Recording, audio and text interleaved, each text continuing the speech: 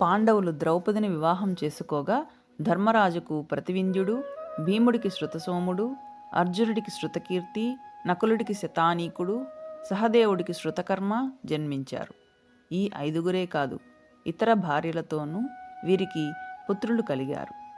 మొత్తం 11 మంది పుత్రుల్లో ఒక్క అభిమన్యుడి వల్లే రాజవంశం అభివృద్ధి చెందింది. విరాట రాజు కుమార్తె అయిన ఉత్తరను అభిమన్యుడు పెళ్లి చేసుకున్నాడు. కురుక్షేత్ర సంగ్రామం జరిగే నాటికి ఉత్తర 6 నెలల గర్భవతిగా ఉంది. అశ్వత్థామ ప్రయోగించిన అస్త్రం ప్రభావంతో గర్భంలోనే ప్రాణం కోల్పోయిన శిశువును నెలల నిండక ముందే ప్రసవించింది ఉత్తర.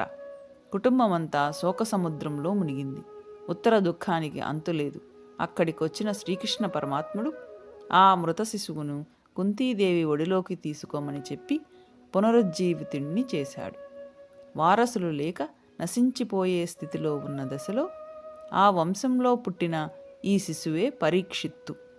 అతడికి జయమేజయుడు జన్మించగా వంశం కొనసాగింది.